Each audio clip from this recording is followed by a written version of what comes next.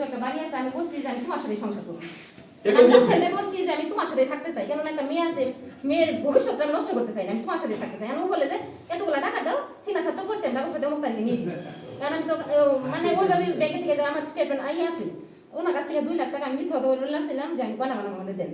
পরে দিয়েছিল আমি কিছুই বানাই না ওনারে দিয়ে দিছি আবার পদক্ষেপ ব্যাংকে থেকে ও টাকা উঠাইছিল 4 লাখ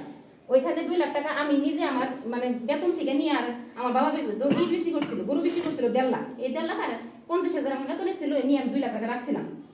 স্বামী কোনটা আর আছে নাকি লিয়াকত ভাই এখন স্বামী কোনটা আপনার?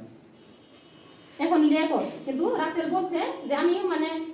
চাইছি যে ওর সাথে সংসার করতে রাসেলের সাথে সংসার করতে ওনার সাথে আমি বললাম লিয়াকতের সাথে আপনি কতদিন ধরে ঘর সংসার বিয়ে করছেন? 6 মাস হয়েছে আপনি তো আপনার বাচ্চার আইনে লিয়াকতের সাথে যদি সংসার বিয়ে হয়ে থাকে ভর্তি করছে বাচ্চা এখানে করতে হয় তাহলে আপনি বাচ্চা আইনা করলে ওনার সাথে আবার যোগাযোগ কিসের আপনার? না না যোগাযোগ বলতে হন ওর সাথে আপনারা ব্ল্যাকমেল করতেছে আপনি পুলিশে আগে বলতে পারতেন না না পুলিশে কমপ্লেইন করতে পারতেন আমারে বলছে যে তুমি ওই তখন পদক্ষেপে 2 লাখ টাকা রাখলাম এখন বাড়ি ঘর করা শেষ বিল্ডিং ছাদ করে আমি তখন এখানে আসছি ও তখন আমারে বলতেছে যে টাকা লাগবে টাকা দাও এখন আমি বলছি যে আমার কাছে বর্তমানে টাকা নাই কিনা এখন বলতেছে আমার নেসলে চলে গেছে নেসলে বিজনেসে চলে গেছে আমার টাকা দাও পরে আমি বললাম যে 2 লাখ টাকা ব্যাংকে আছে আমি এটাতে একটা রুম কমপ্লিট করার পরে তোমার আমি টাকা দিব তার এখন টাকা দিব না পরে এলা নিয়ে ও ঘোলামেলা করতে করতে ও আমাদের বাড়ি থেকে শুরু করে ও ভুয়াপুর শহর সব জায়গায় ও ছেড়ালাদা করে ফেলাই মানে আমার সঙ্গে মানে আত্মীয়-স্বজন সব মিলে যায় এখন সিচুয়েশন এমন হইলো ওর বাড়িতে আমার উঠতে দিতেছে না তখন উনি আমাকে বাধ্য হলো বিয়ে করতে উনি কি লিয়াকত উনি আমার হাজবেন্ড উনি আমার বিয়ে করতে বাধ্য হইলো পরবর্তীতে আমি আবার রাসেল আবার আমার সঙ্গে যোগাযোগ করতেছে আমি তোমার এই নিব তোমার সাথে সংসার করবো পরে এক জায়গায় নিয়ে যাই সিগনেচার করাইলো সিগনেচার করানোর পরে আমি বলতেছিল নকল আমি বলতেছি আমার কপি দাও বাড়িতে যাও এখান থেকে ওনার হাতে বই বইলে ওনার ডিভোর্স পেপার দিয়ে আমি বাড়িতে চলে যাবো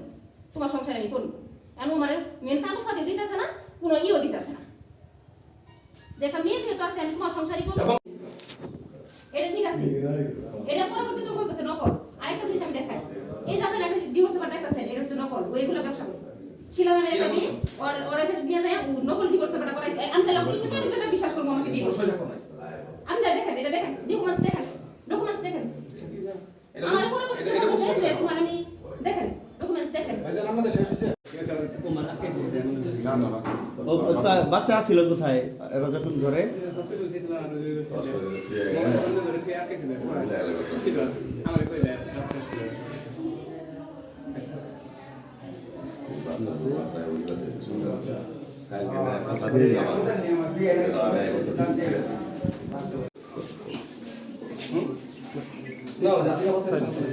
আচ্ছা একটু 5 মিনিট ই আসতেছে বাইক আসতেছে আসসালাম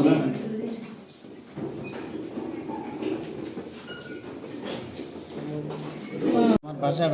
বাসাটা ভাড়া নেয় লিয়াকত এবং লিয়াকতের ওয়াইফ শারমিন এরা দুজন যাই বাসাটা ভাড়া নিচ্ছে আমি বললাম যে এটা কেরা কয় যে আমার ওয়াইফ আবার ওকে বললাম কয় যে আমার এটা হাজব্যান্ড কয় নতুন বিয়ে করছি এটা বাসায় থাকবে এইভাবে ডিসেম্বরের মাসে 1 তারিখ থেকে বাসাটা ভাড়া নিচ্ছে আজকে কি সমস্যা হয়েছে? আজকের সমস্যা আমি জানি না যে আজকে যে ওনার স্বামী আরেকটা হাজির আমি আইসি একটা সময় আইসি সংবাদ পেলে তখন বাসায় জানা লাগে ওই সময় আমি এনে আসছি আমি কিছু জানি না আমি বাসা করে বাসার মধ্যে আজকে 3 দিন আইসি ওখানে সাক্ষাতে নেয় আচ্ছা